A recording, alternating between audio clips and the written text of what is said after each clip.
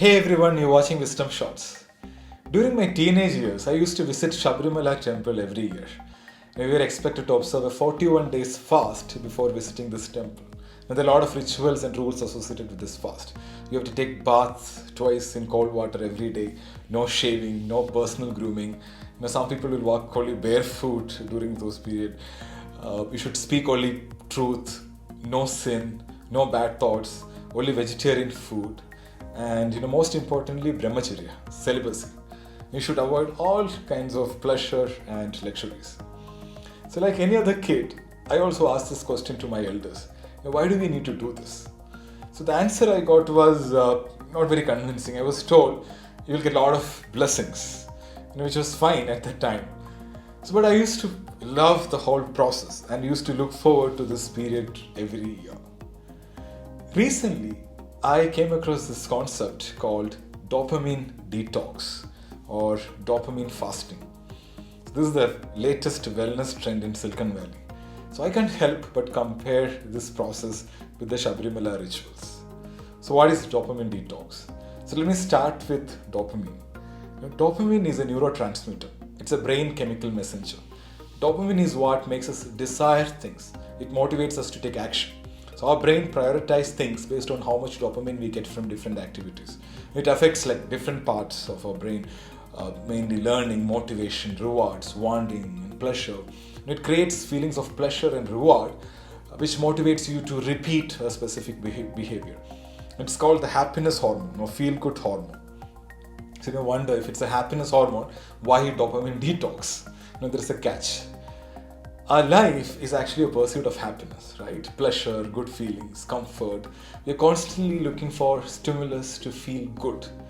We are a pleasure-seeking species. We always look for comfort and excitement. And even if you look at our world, it's designed for positive experiences. The problem is there's an emptiness after the experience and we crave for more pleasure. And above all, we get addicted to it. And you will not have any control over your impulses. And we sacrifice our free will in search of happiness. And this is called dopamine addiction. Now let me give you some examples. Like mindless social media scrolling, online shopping, binge eating, junk food, binge watching, TV, Netflix, etc. Video games. And most of these things are engineered by smart guys, in Silicon Valley to give you a dopamine high. So I'll take social media as an example. The like button in Facebook or Instagram, right? You get a dopamine dose when someone likes your post and when someone shares a positive comment, and then you crave for more, and you open the app again and again. Or junk food. When you eat, or the brain produces dopamine because you anticipate that the food will make you feel good.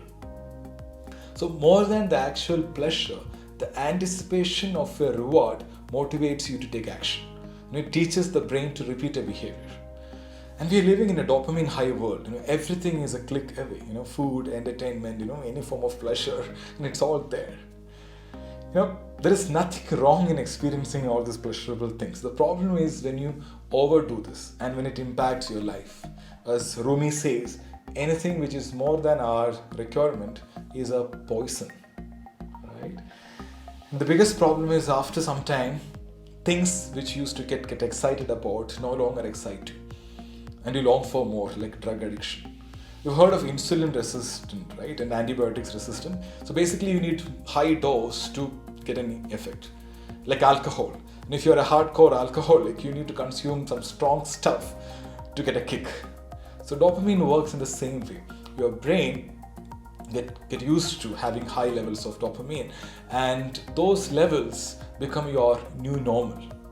Okay, now coming to dopamine fasting. So this term was popularized last year by Dr. Cameron Seepo, a clinical professor of psychiatry at the University of California. So one of his LinkedIn posts became viral last year, and a lot of folks started practicing this. So dopamine detox is an idea that if you avoid dopamine stimulating activities for extended period of time, you'll be able to reset your brain and let go of addictive behaviors that negatively impact your life. The compulsive behaviors he cites are emotional eating, excessive internet usage, spending endless time on social media, gaming, gambling, mindless shopping, watching porn, masturbation, adrenaline rush activities, recreational drug, and things like that. And millions of people are addicted to all these things. So taking a break from these behaviors allow your brain to recover and restore. It's not that your dopamine level will come down during this fast, but the thing is, you will have more control over your impulsive behaviors. This is based on CBT, cognitive behavior therapy. So this is how you do it. You can try this once in a week, for a whole day. So start with your phone, digital detox. Put it on send mode. No data consumption on that day, and then no junk food, no media, no Netflix. Basically, you're going to remove all sources of pleasure for the entire day. So what to do then, right? So you can focus on your work, meditate, exercise, read, help others, and all other creative stuff. So during dopamine fasting, you'll realize that you'll have all the time in the world to focus on what that matters. So research says on an average, people spend almost 2 hours on social media every day. And it'll be difficult for some of you, it can be challenging, but it's worth it, right? And especially if your dopamine is very high. So I started with Sabrimala fasting, right? It's not Sabrimala. Almost all religions in the world prescribe some form of dopamine detox because our ancestors were very smart in understanding human behavior. So if you have tried any fasting, you know what I'm saying. If you've not eaten, say for the last 24 hours, your next meal will be the most delicious food on this planet, right? On the other hand, if you're having a meal from a 5-star hotel every day, 3 times a day, you will not value that.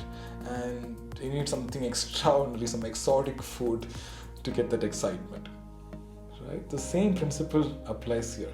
When you take a break from your daily dopamine triggers, you will start paying attention and you'll start appreciating life and its simple joys. It's not that you have to become like a monk and abstain from all form of pleasure. You can experience all pleasures, have fun, but don't overdo it, right? Now, from my own experience, I know the power of fasting because I fast on Mondays, regular fasting. So, once in a while, some form of fasting is really good. Fasting will help you with self-discipline, self-control, patience, a sense of achievement, emotional mastery, control over your senses, and a lot of other positive attributes. When you fast, you develop appreciation and gratitude for life. So I highly recommend you to give dopamine fasting a try, maybe once in a week. At the end of the day, spending less time on our vices and our devices is probably good for all of us. Thank you so much for watching. Stay strong, stay safe.